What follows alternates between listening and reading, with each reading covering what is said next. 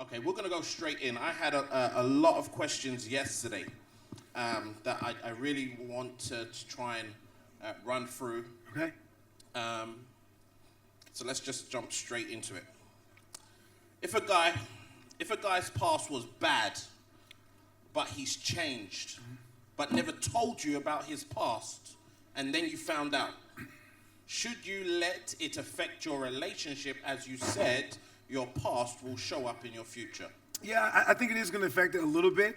I want to give the guy the benefit of the doubt, only because maybe the relationship and the environment wasn't what everyone. Somebody got it. It might not have been safe. And that's not a good thing either, because I want the environment to be safe, to be to the point where it's like, hey, boo, I just got to keep it real. You're not the only one I've been with. I've done all these different kinds of things. So that could be one thing. But the thing that stinks about that is when you find out something as opposed to being told, there's a little shadiness around that. And so then it makes you question what else isn't there, and then you start digging, and you want to check the phone, and you want to do all that kind of stuff. So you can still overcome that if now you make the exact expectation where you sit down and have a conversation and say, hey, everything let's lay it out on the table right now, and it's all good. But you can do that, overcome that. You definitely can. If you have an incurable STI. What's an STI? I know STD. Same thing? Yeah, infection instead of disease. Okay. Yeah? That sounds better, infection. Disease is like, dang, we call it STDs. Okay. Okay. Should you give up on dating and marriage? Dang. Now I have to know, what is it? Is there some where you can do something? No, you shouldn't. But that's like something we talk about on date number one. Like, I'm just going to you got to keep that real. That's going to be hard. I'm not even going to sit here in front. And if you can date, hopefully, I don't know whatever the STI is, but hopefully there's some measures you might be able to take to do it. Yeah, that sucks, man. I'm sorry. Wow. You see? Thank you, God. Okay, is another one. This one person has texted and said, I too haven't eaten the meat, but have done the veggie stuff. Okay. How do I go about forgiving myself and moving forward? Yeah, you know what? Listen, let me say something to all of us. I don't care how spiritual we are. We all want to have sex, and there's nothing wrong with that. We'll talk about sex tomorrow night. But here's the thing. The way you forgive yourself is you forgive yourself. You did it. You can't go back and change it. And what you need to do now is create new boundaries that you can put in place that will not allow you to keep repeating and going in that same path. So get over that. You can't do anything about that. It's happened. It's done. God's forgiven you. You got to move on. And the best way to move on is create new boundaries. Create new boundaries to make sure it doesn't happen again. This is one that I've had a lot. Okay. How far is too far when you're in a relationship? Kissing, hugging? Yeah. Let's do it tomorrow night. We're going to talk about sex tomorrow night. So we'll hit that up tomorrow night. Yeah? Yeah. We're definitely going to deal with that tomorrow night. Okay. Yeah. How do I make it clear to an individual I am uninterested without losing their friendship? Yeah. What do we do? For those of you, again, who are at Reading, we have this acronym called STOP, and that's for breaking up. It's an acronym called STOP. The first thing you do, state plainly what the relationship has meant to you. Or, for example, state plainly, hey, I appreciate our friendship. T, tactfully handle their feelings. So, they like you, so tactfully, in a tactful way, deal with saying, hey, we don't want to do it. O, openly express what the issues are, why you're not interested. And then P, lay out the new plan for what you want the interaction between you two to look like. If you do stop, I think that really does well. Stay open, state what the issues are openly, state your feelings, tactfully handle their feelings, and then lay out the new plan that you guys are going to have. Okay, question from online. Interracial relationships, are they okay, or would you advise against it? No, it's not 1940. No, they're absolutely fine. They're okay. Now, are there challenges with interracial relationships? Yeah, and sometimes those are a value thing. That could be a culture thing, but you can absolutely overcome that. So there's nothing wrong with interracial relationships. Usually that comes down to a preference. It usually comes down to a preference. Okay, let me say this. I'm getting a lot of text messages, and I'm trying to filter through them. Some may be inappropriate. Some may have been answered already. So bear with me if you text in a question and it doesn't get answered. Bear with me. And let me just say this as well. The prayer room is open. So if there is anybody that would like to pray, or they would like prayer, it wasn't meant to be a joke. Did you say that after reading some of the questions? Like, the prayer room is open, y'all need prayer, don't need to answer questions. We have a question over here. Do we have a right move? Okay, thank you. Cool. Today, you spoke about having spiritual conversations, and you spoke about studying the Bible. So what scriptures would you recommend if people were to say, okay, we want to study the Bible, what do we do?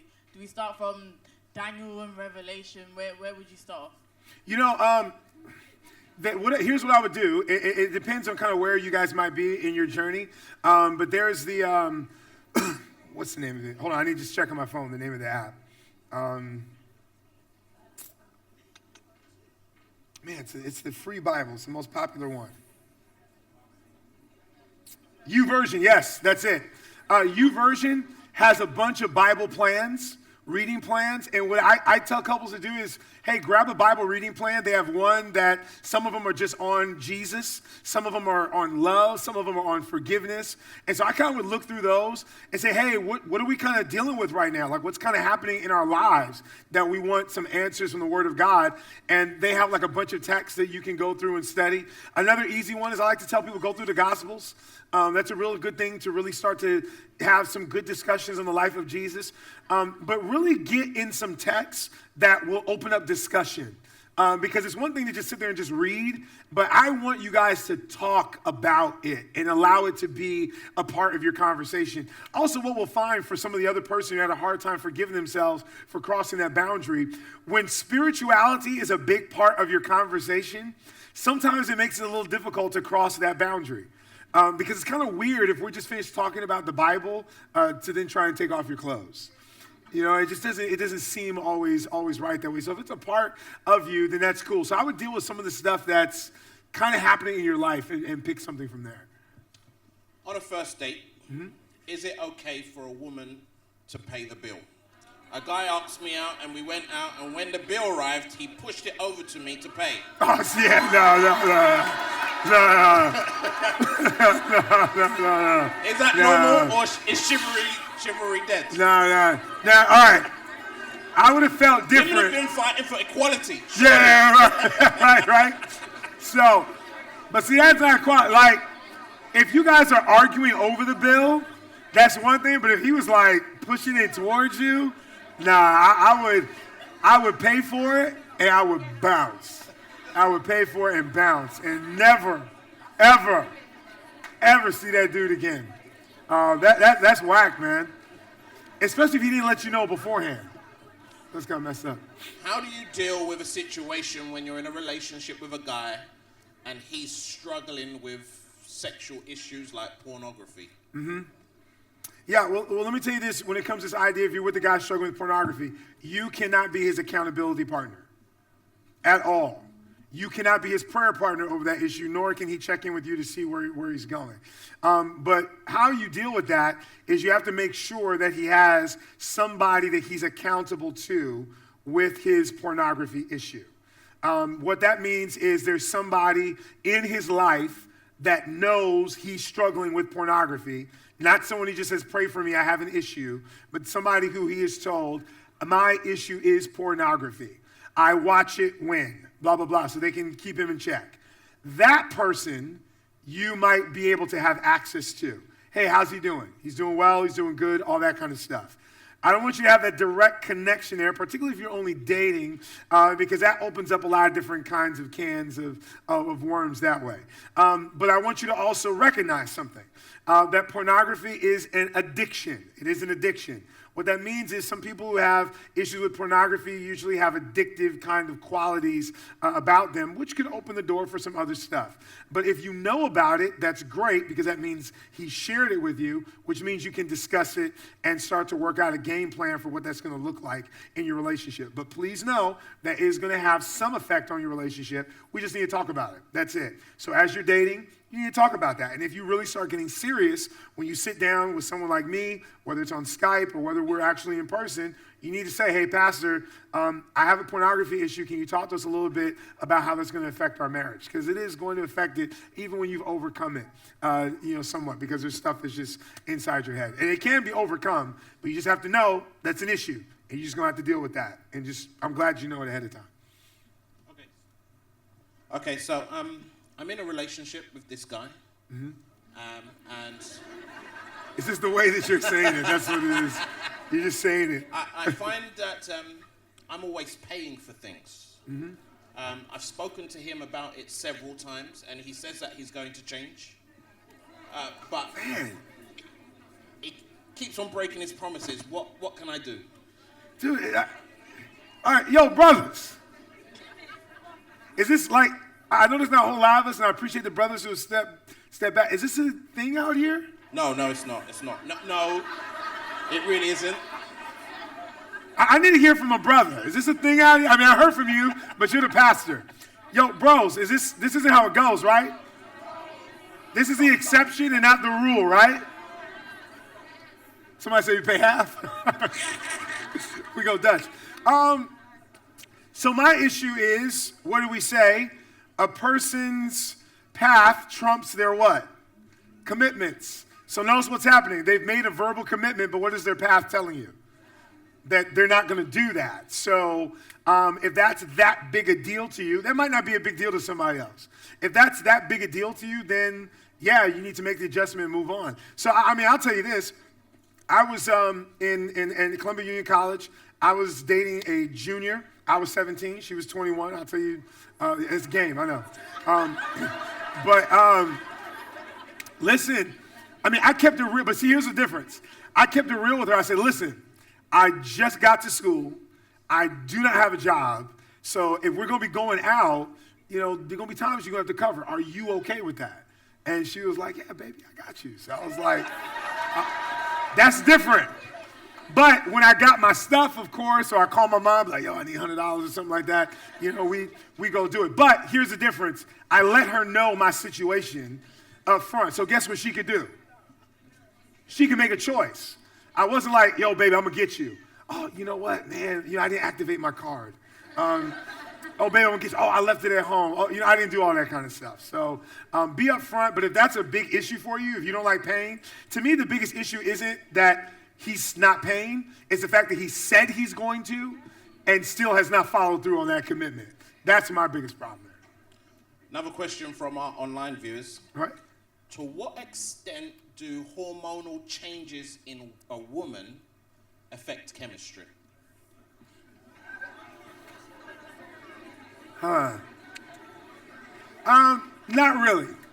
Not the overall thing of chemistry. It's going to affect something in that moment. So in my conflict resolution thing that we use, we have 10 steps for effective conflict resolution. Number 1, set a time and place for discussion. Number 2, define the problem. Number 3, see how you both contribute to the problem. And then step number 4 is what are the things that we've tried to do before that have not worked? So here's when we talk about hormonal issues with the woman. One of the things that was great, I love that this guy was able to figure this out about his girl. He said, what have we tried that hasn't worked? We tried to talk about the issue during her monthly cycle. It didn't work. Why? Because for whatever reason, for her, I'm not saying this for all y'all, so don't throw nothing at me. For her, that was a very unstable time. So to have a deep, meaningful conversation during that time, don't do it. He just needed to placate, so he found it didn't work. So that's how it affected. But the idea of it affecting the overall chemistry, no, I don't think that's going to happen. Okay, just a few more. Hi, Pastor. I get approached by men at church all the time who withhold from me the fact that they are either married or have a significant other. I had 2 guys on separate occasions who did not tell me of their situation for a good few months. Although only a friendship developed, I felt betrayed that they weren't honest to begin with. Therefore, what can I do to prevent this from occurring in the future? Or am I overreacting for expecting honesty about the marital status from the get-go? Yeah, no. For me, let me just tell you, this is my principle with every single situation, whether it be someone cheating on you or whatever it is. The first place I'm going to ask you to look is guess where? I want you to look at you. I want you to look at you and say, so let's say someone went and cheated on you. I'm going to ask a couple and a person to say this. After, of course, we deal through the hurt and different disappointments and stuff like that. If we want to start figuring things out, I'm going to say, okay, what do you think maybe you might have done to contribute to that? And that's important. I think God really wants us to look at ourselves before we start doing this for other people. So one of the things I'm going to ask this individual to do is I want you to look at you just to make sure that there's not something on your head, the way you present yourself, that makes you look vulnerable, that makes you look easy, or makes you look like you're the type of person that would get down with that. Now, you might find out that you've done everything you're supposed to do, and you just happen to run into a few trifling guys.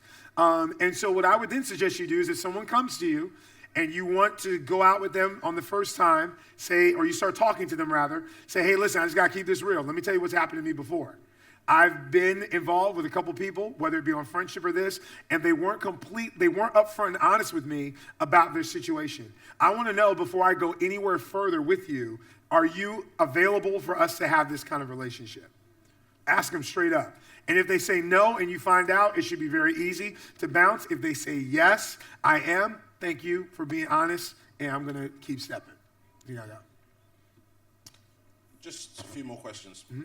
If there are problems early in the relationship, during the first month or so, are these red flags to bounce? Yeah, it depends on what some of the problems are. So I really think in the first month of a relationship, and I would say probably I would bounce because think about this. In the first month of a relationship, you are putting your absolute best foot forward.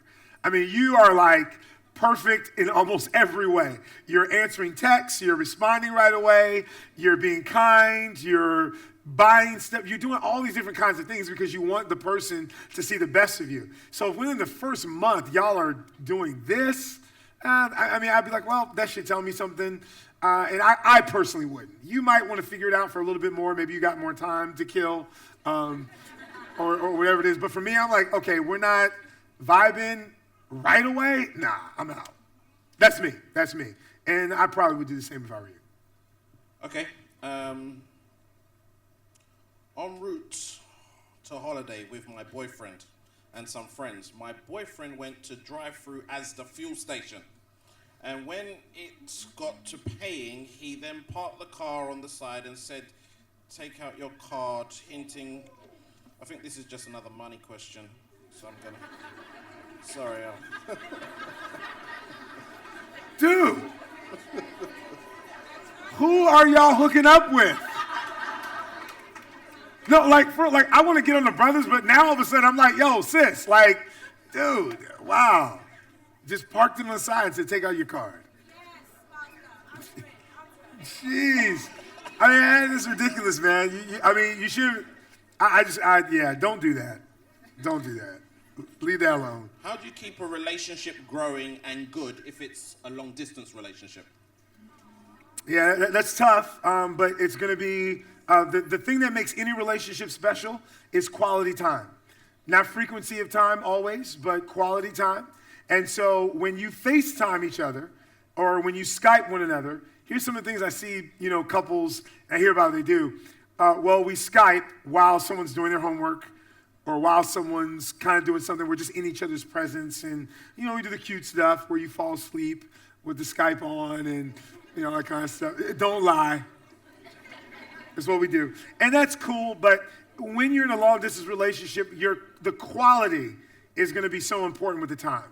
So that means when we're connecting, when we're Skyping, when we're doing all those different kinds of things, what I want to be able to do is make sure I have no distractions, Make sure TV, all that stuff is shut off. And we're really pouring into each other. That's the way it's going to keep it fresh and growing.